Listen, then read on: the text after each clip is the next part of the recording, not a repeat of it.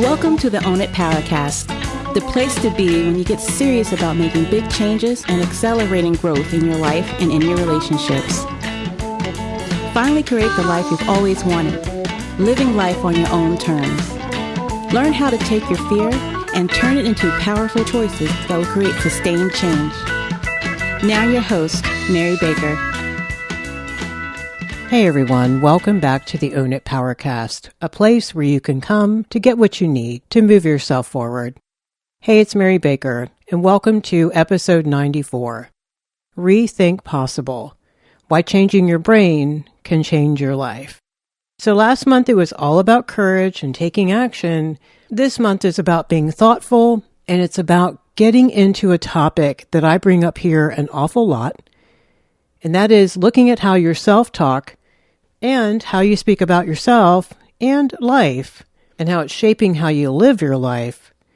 And I think whether or not it becomes a life you actually enjoy living, and it feels like it represents you and it represents everything you've always wanted. Okay, so how are we going to do this? So this month, we're going to focus on making it possible to rethink your life. Like you've heard me say before, we're learning so much about the brain and how neuroplasticity is a thing. You are not necessarily hardwired. So even if you're extremely negative or have been negative for years and fear-based and all of that, the cool thing is that is so changeable. Are you going to have to work at it? Oh yeah, you are. But the more you work at it, the better it gets. So we're going to look at how you actually think, what you think about, but also how you think about it, the meta. How you think about things. How you couch things, how you frame things, how you see things, how you see life. Are things possible, or when someone hears you speak, would they hear that, oh, that's probably never going to work. I don't see how that can happen. I guess we'll just have to settle for this. The Eeyore kind of thinking. So are they hearing that things are impossible when they listen to you? I think, after all the work that I've done over the years with clients, that this has to do with two things. First, have you been able to grieve some very real wounds that you have, some traumas that happened, ways that you have been treated unfairly, things that happened in your life that created real obstacles for you. The other part, though, and maybe in spite of all of that happening, I think is taking ownership of your life, owning your thoughts, owning your feelings, owning your choices, owning your beliefs. So how much of your life do you think you actually take ownership of if you sat by yourself and got honest? Do you think you're responsible for your own happiness, or do you see yourself as a victim still?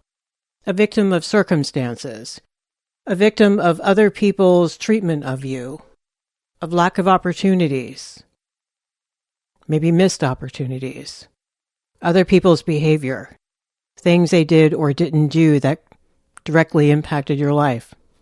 Because I think that if we see ourselves as a victim, how the hell are we going to feel empowered enough to make actual changes in our lives? That is the shift that I see in the work when I coach people.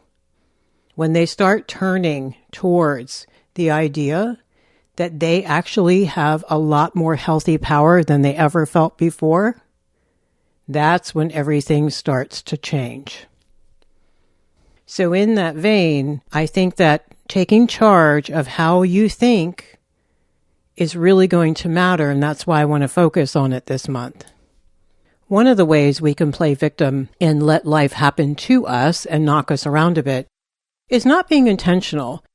Now, first I want to clarify, having intentions doesn't mean I'm trying to control the outcome, because that's just a nightmare. Because then if the outcome doesn't happen perfectly the way you want it, then you feel victimized again and it's everyone else's fault. No, I mean, in as much as you can control, owning your intentions. What would you like to be, do, believe today? How would you like to act? How would you like to respond to life? These are things that are actually within our control, I think. They're what our heart says and our mind says together. It's not about the outcome, remember. It's about who do I want to be today? How do I want to show up for my life today? So that's like a broad intention. We can have very specific intentions. Maybe you want to call your friend with the intention of catching up with her because you miss her. Or you want to be supportive of him because something bad just happened to him. Or you want to comfort your spouse because they just lost their job. Or you want to show up and be happy and celebrate your aunt's birthday.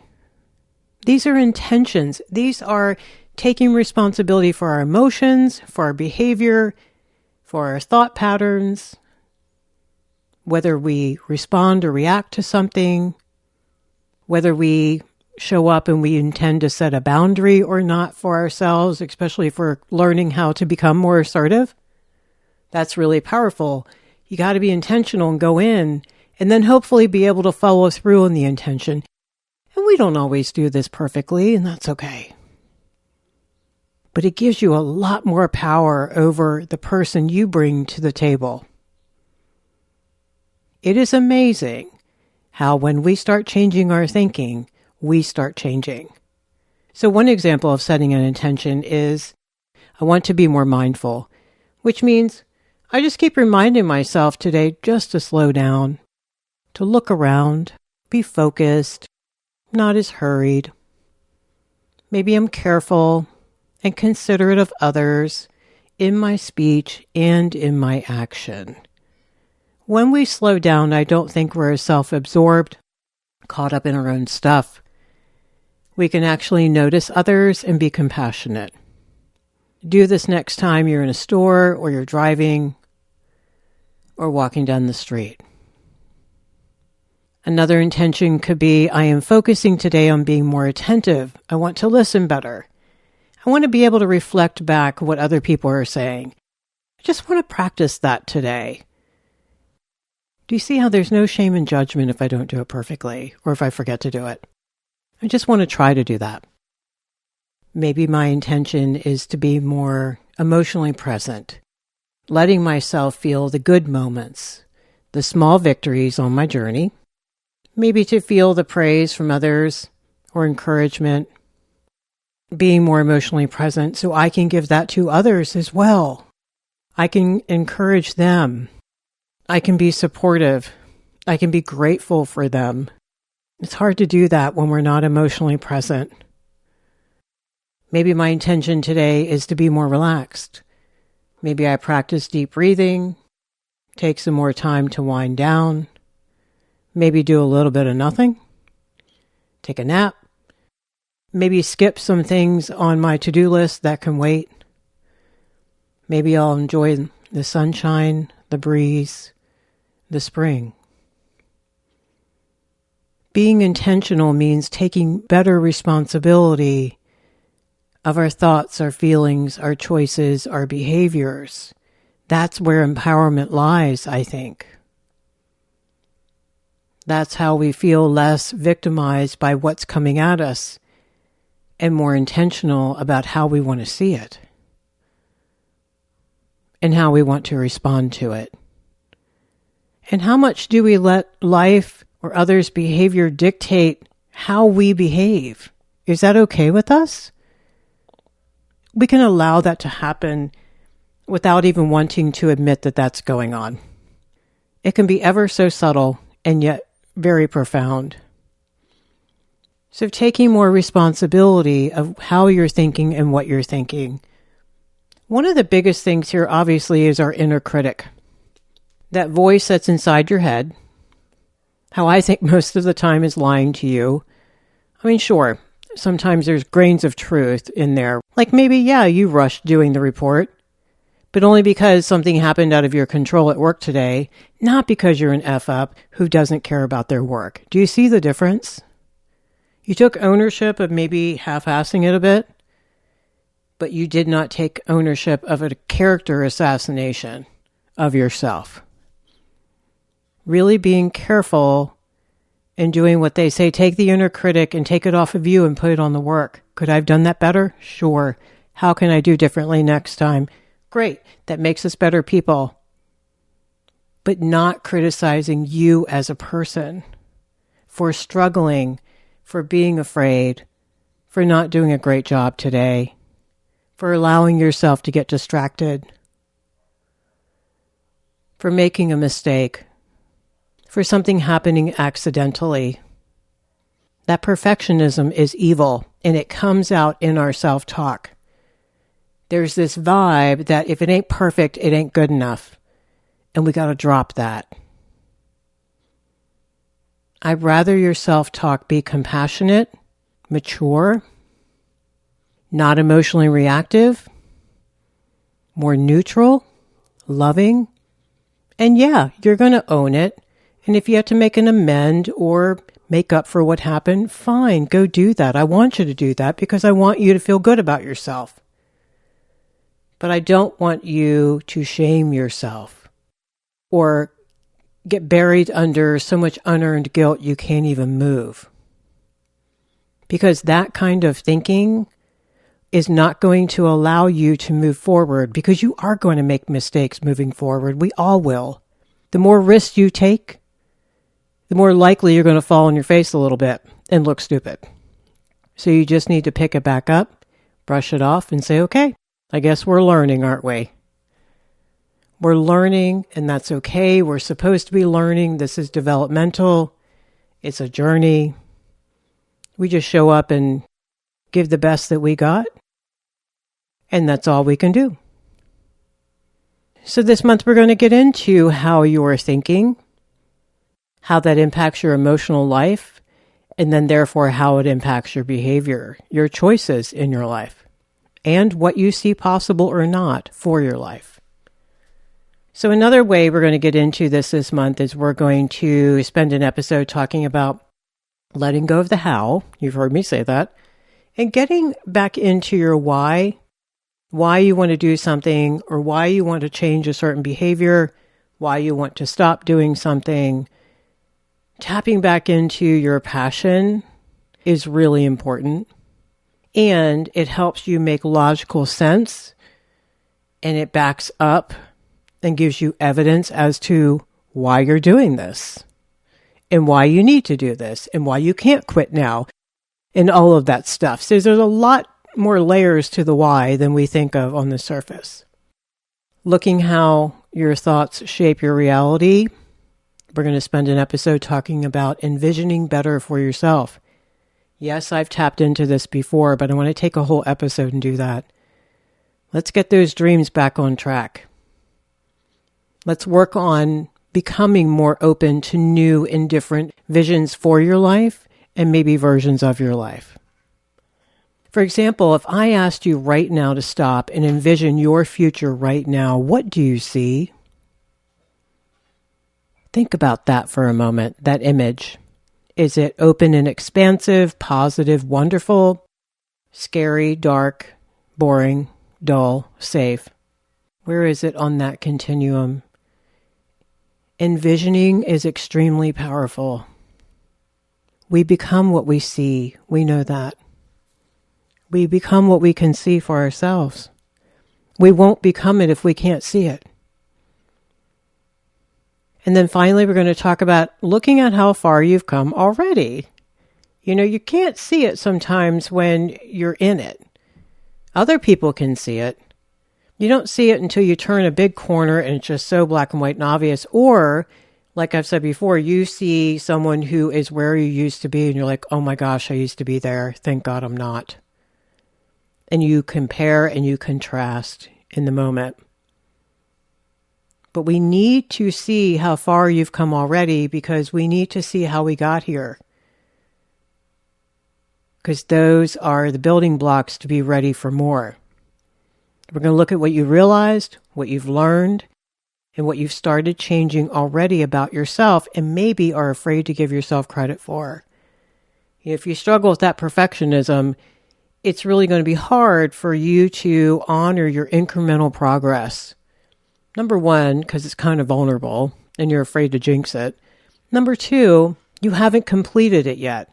There hasn't been this accomplishment, this slaying of the dragon, controlling outcomes kind of mindset, that it's going to be harder for you to really see the value of the incremental progress that you're making and how that is really important. These are foundational pieces. We can't get to the finish line without them. That is what we're going to be talking about this month. So in order to get you ready for all of this, I want you to take a few moments and take stock of where you are today. I'm going to be saying some things and asking some things. It's wonderful if you're in a space where you can actually write out the answers, but if not, no big deal. If you're walking or jogging or whatever, just see what comes up in your heart and trust whatever comes up immediately. That's often what our truth is, even if it's terrifying. If you're already a tribe member, you'll get this in your bonus download today in the newsletter.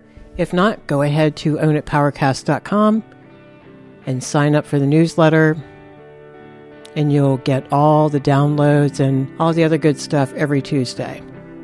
Okay, you ready? Okay, so first, if you were honest, how hard are you on yourself when things don't turn out the way you want? How quick are you also to blame others when things don't go well?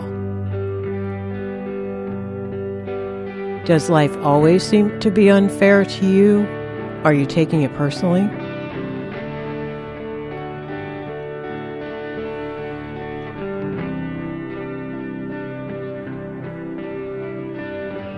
Number 2, if you pay close attention to your self-talk, what does it sound like?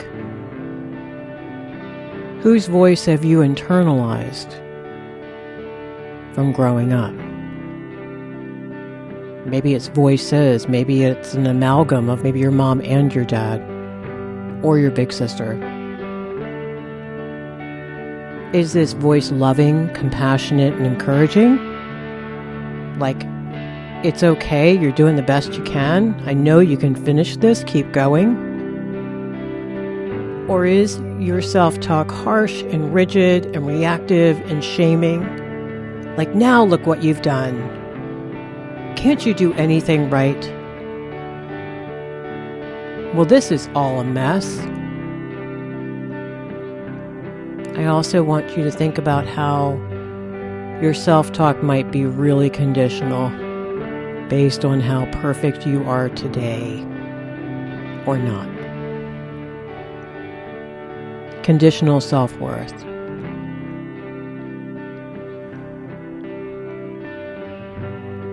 And 3, I want you to think about the following life statements and notice which ones you resonate with and think are true and which ones are not. Number 1, life usually treats me well, and I'm really grateful for some lucky breaks and ways things have turned out for me. Number 2, people are mostly good, and I know that we hurt others out of our own pain.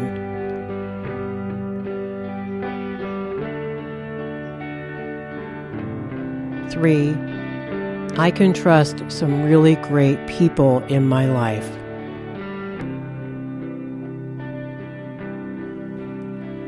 4, I can trust myself. 5, there are so many things in life I want to experience, accomplish, and enjoy, and I can't wait.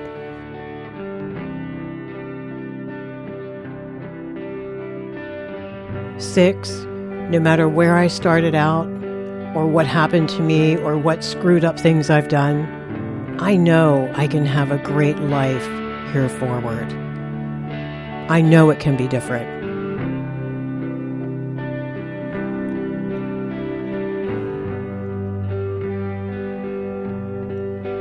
7, I'm open to new challenges and opportunities.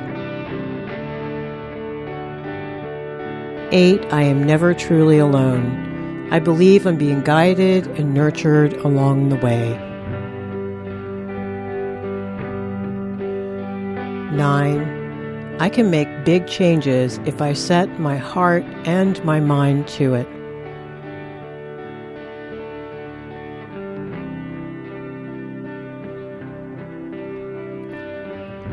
10. It's no use. Life never turns out the way I want it anyway. Why bother?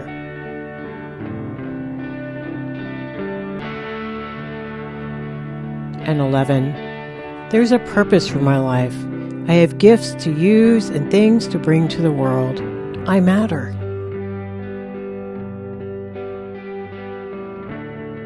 Okay, so out of those statements, which ones do you believe are possible or even true? And if you found yourself falling into resonating with the negative ones, what evidence are you basing this so-called truth upon is a question I want you to think about. Because that could be based on old experiences, hanging around unhealthy people, toxic situations, where you received a distorted view of reality, shall we say. If you had a hard time resonating with some of the more positive ones, please don't be hard on yourself. There are very good reasons for that. And the beautiful thing is that will all change as you go. You will get better and better at being more positive, more hopeful, more open. You'll have more experiences that will encourage you to become even more positive, more hopeful, more open as you go. It's a journey. It's about healing. It's about healing distorted views of life, of ourselves, of what's possible.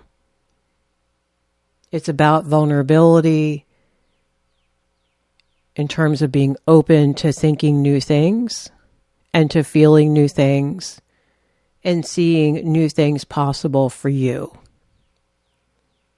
So that's what we're going to be getting into this month. Taking a focused look at what you're saying to yourself, to others, and what crazy beliefs you might be forming without even knowing it. Because remember, like you hear me say, those beliefs are driving your bus.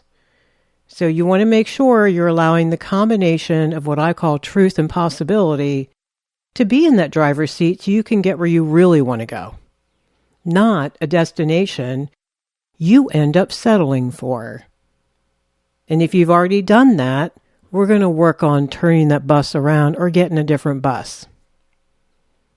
I want to challenge you this month to become very clear about your thinking, to be mindful of some bad habits of shaming yourself and doubting yourself. Doubting what's possible just because you've been let down before. Or maybe you believed what miserable people told you because you lost yourself in those relationships. You stopped listening to your inner truth. Why is looking at our thinking and believing important? Because if you shame yourself, you will be anxious, controlling, and not take healthy risks that open the doors you want open so badly. You won't be able to shore other people up either or encourage them. You actually already might be limiting them to what you propose, quote unquote, to be true or possible. It's important because if you limit what's possible for yourself, you will never experience what life can hold for you. Sit in that one for a moment. It's important because when you think you know all the answers and outcomes, you pretty much are acting like you run the universe. How's that going, by the way? It's important because it means no humility, no hopes, no desires. Is that what you want? I want you to get real and get real serious about wanting better for yourself and believing that it's possible. If you do and you're ready, then your thinking is the first thing that needs to change. Your behavior will follow those thoughts. And then your beliefs will start changing as your behavior changes, like we touched on last month. Either way, I hope you can take some serious ownership of what vibes you're putting out there this month and take some healthy control of what you want your life to begin to feel like. Remember, nobody's coming to rescue us. It's up to us to be more positive, more open, more hopeful, more encouraging, and more intentional. To focus more on the good that we want to do, be, see, hear, experience, become, than the bad. So today we talked about how this month we're going to be getting back into one of the most powerful tools you have for change, which is your thinking, your beliefs, how you look at life. So stick around this month as we dive a little deeper each week. Thank you for joining me today. May you stay healthy, open, grounded. Hold on to that hope. We all got to. Focus on the good in yourself and in others. Be sure to check the show notes at ownitpowercast.com. Sign up for the newsletter each Tuesday. That way you'll get the bonus downloads when you need them. Okay. So, pay it forward. Keep focusing on you. And I'll see you next time.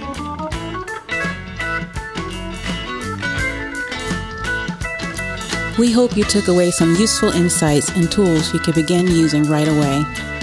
If you did, please leave a positive review and share on your social media. Because could you imagine if everyone in your life really got it together? Remember, own it now, so you can really own it later.